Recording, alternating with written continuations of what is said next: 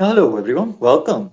So, today I'm going to be talking about why achieving only 30% of your goal is enough to build what you want to do. Now, this video, as a disclaimer, is not for you if you're in it for quick success or if you're just in it for achieving, what you want and, not really going through the process of building something formidable.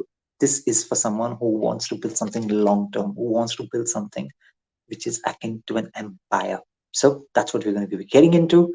So, what do I mean when I say that only 30% of the goal is enough? Now, does that mean that you sell yourself short? Does that mean that you do not, you know, give your all to what you're doing? No, it doesn't mean that at all. It means that we need to understand the anatomy of a goal to actually gauge whether we achieved what we wanted or not in the first place. Because a goal is never actually about achieving the goal. It's generally to do with the dismantling of that which is stopping you from seeing the higher self inside of you, which has already achieved that goal. The higher self inside of you already is one with the goal. Like when you see a certain something in the faraway horizon, the horizon only exists because you are in the third dimension. The higher self of yours is not in that dimension. Anything about the fourth and the fifth dimension, they don't exist within that reality. So for in that reality, the thing which you see on the horizon, which is your goal, is already one with you, is already intertwined with you in a homogeneous space. So the act of going after a goal is actually not about achieving the goal, but about kind of removing all the obstacles that come in the way so that you birth the higher part of yourself into the lower realms or the more denser realms. I don't want to say lower because it sounds strange. I'd rather say denser, right? The dimension is more denser, it's more solid, it's more solid and more stable than your fifth dimension, which is more ethereal and a little bit more mobile, and you can say intangible if that's what you resonate with. So, how do we go about this? Now, you need to understand what happens when you set a goal. Now, whether it's a business goal or whether it's a, it's it's something to do with your career or it's something to do with which you don't know what to do. For example, like I said, so many guitar goals and music related goals. I do short term goals, I do long term goals. Now I do business goals as well. So with all of these goals, what I'm actually looking at is number one. I'm going to run you through a few steps to do this. Number one that you need to look at is precision. Is that your goal needs to be the shortest thing possible. By that I mean, like, the definition of your goal has to be so short that it can be seen within one frame. Like right now you're seeing me within a frame, right? It's a certain frame, it's a rectangle. Now you should be able to see your entirety of the goal inside this one frame. That means that it's not too many things, it's just one thing. Now the how do you now if you have too many things, then you need to narrow in on it to a point that you see just the root of it. Now remember, if you have a really big tree in front of you, and if I ask you to spot the mango, like it's a mango tree, and there's like literally 200 or 300 mangoes in the full tree, and I ask you to spot the mango, the one mango. Now you'll be like, oh, there's too many mangoes, which one do you want? That means you're not actually seeing it.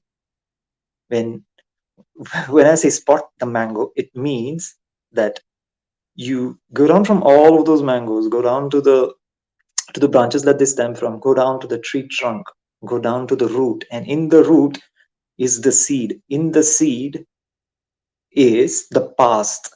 In the past was that one mango through which that seed came, and that seed went down, got cemented inside the soil and gave rise to all of this. So that is what I mean by spot the one mango. So here, when you're spotting it, you're going down to the very genesis of where it came from. So when I say set a goal in precision, it means you do this kind of work, you do the backtracking. Like if you want something, you do the backtracking as to where it exactly came from. So, like, for example, Like for me, becoming a guitar virtuoso is my single pointed goal. Now, if I look back at it, it comes from the fact, stems from a very perfectionist idea inside of me, that things, that my skill or my service to the world or my expression to the world has to be perfect in a way that is not devoid of mistakes, but perfect in a way that it is a clear representation of exactly what is there inside of me in the fifth dimension, and that to be seen just the way it is in the third dimension. That means there is no density loss. That means there is no there's nothing lost in the process. So for me, that is what precision means, that I'm going for exactly that thing that I want. Now this could be for you in your business, it could be in you for, it could really be in relationships as well. Because if you have this idea of the perfect relationship, or if you have the idea of what you want to feel in a relationship, if you have this idea of love, that this is what I want to feel, this is what it feels like. Now if you backtrack it, if you really go into the heart of the matter, all the people who are supposed to give you that vanish, and you only see that quality. You only see that quality of love that you want. You only see the quality of the love. When I say want, when you go so deep, you will not see it as a want. You will see it as that, oh, I'm already there. I'm already there. I'm within this quality. It doesn't matter if it's a person or not. You're within that quality. And now, when you set something like that, something so profound, something so deep, it's the same with even money. You, if something, if something like, I want to become a billionaire, that really matters to me. Matters to me in a very deep level. I mean, people around me might call it superficial. It doesn't matter, but it really matters to me. It really matters to me that I'm filled with abundance. If that is what floats your boat, you need to really go down to the point where you're seeing yourself in that quality. What does it make you feel? What is it that you are experiencing when you're in that space? It's generally not that you're surrounded by cash. It's generally that you're surrounded by a cloud of abundance in which you're floating, in which you're completely taken care of, in which every whim and fancy of yours is able to express itself without having to think of a constraint, which in the human form is called as money. So that is the level to which you need to break it down. If you can break it down to that level, you have number one, you got precision. Now, incisor, what's an incisor? It goes straight to the heart of the matter. Yeah, it's surgical. So when you have this feeling inside of you, when you've tapped into that emotion, when you've become aware of that space inside you, where where the truth of your dream or of your goal lies, then you go after it like a surgeon. You go straight for that. You forget about all the rest. You just go straight for that. Number three, you cut through it like a knife. You go absolutely straight for that. So now what it does is it cuts off all the shaft. That means it cuts off all the unnecessary things which were there around it, which has a lot to do with social conditioning, has a lot to do with just the realm we're in. I mean, social conditioning is not always bad. It's just that the third dimension is so dense that things are already fragmented. They are already so dispersed and so varied that it's difficult to see exactly what you want. That's the only thing. So it has to just cut through all of that and cut through exactly what you want. Now, the thing is, when you're cutting through all the stuff that you don't want, you realize literally 10% or less of the value is going to be left.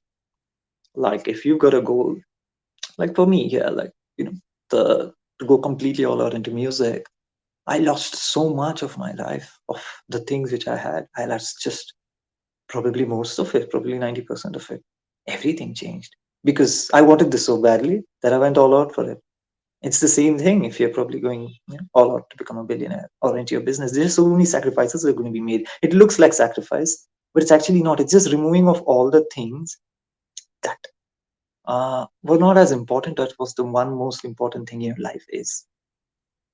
So when you're going after exactly that, a lot of things are going to fall down. And for people around, it might look like you're losing. Why? Because for people around, they saw you as this entity with this much earthly density, possession. And when you're going after your goal, you're getting that and you're losing all of this. It's just like a rocket which goes up in the sky. When you see a rocket go up to the sky, it's going after the goal. It's going after the planet that it's trying to hit, right? Or going after the planet that it's trying to land on. So when it's going up, you see so many parts of it just fall off, right? So many things just fall off. In the end, there's only left that one part which needs to go to the which needs to go to the planet, which needs to go to land. So it actually doesn't need all these extra parts. So for an outsider who does not understand the concept of what a rocket is and what its motive is, they will just see it as, oh, the rocket's losing, poor thing. It's lost all of its body, it's lost its external fat, it's lost everything that it had, and it's just left with such little. It looks like that. It's almost a pitiable situation from the outside if someone didn't know what a rocket was and what was its motive. But think about what the rocket itself is feeling. It's feeling so satisfied because it's going exactly where it wants. And the thing is, the more it's unburdening, the more it can see that it can fly even better. It can go exactly for the planet that it's aiming for. Because with all this weight, it could not get its trajectory right. It could not get its orientation right. While losing all this weight is allowing it to go exactly where it wants. So that is why I wanted to say that you are only left with like around 10% or less of your overall value before that, because you only have that which you want, and all the stuff you don't want is kind of gone away. So now that the if you go at it this way, there will come a point where internally you know that you have reached that space. It's just not yet visible outside. Like this happens for a lot of people when they hit their first million. A lot of billionaires keep talking about this all the time, that hitting the first million is the most difficult for all of them. And when they hit that, or like when they're even close to something around that, they know that internally they know they've kind of got it. They have already reached that space of whatever is their goal, the big goal. But people only see it when they accumulate the, big thousands of millions, which may, yeah, the 1,000 million makes a billion, right? People only see it when they accumulate that, and they say, okay, now this guy has it, or now this girl has it. But that's actually not true. For the person internally, they already know a long time ago that they've hit it, because it's happened in the realm of the spirit. It's happened internally. It's just going to take time for that to manifest externally. Now, so when you, even after you feel this internal thing that, yeah, I've kind of hit it, it's not going to look evident outside. So don't get disappointed. Now, that is what I mean by achieving only 30% of your goal is enough. That means internally, if you achieve this, and slowly, you're seeing that, yeah, I might have internally achieved it, but externally, I only hit maybe 30% of it. Like if my goal was like around 3 million, I've just hardly hit, 900,000, and I've already spent all my energy on it. So don't be disappointed because you've actually hit it internally. It's just a matter of time till whatever is the new, whatever is the new formation, right? It will branch out, because now you have kind of hit that mango seed which I spoke about. You've got that mango seed. Now this mango seed is a very pure mango seed because it's come from inside of you. It's come from that part of you which is so deeply intertwined with your desire and your very will to live. So it's a very special seed. And now this seed, when it grows, all the branches are going to be pure. All the mangoes that are going to come out of it are going to be pure. So they're all going to have your signature on it. They're all going to be like, this is his or her creation. So it's actually a very special space to be in, even if you're in this 30% achievement of your goal.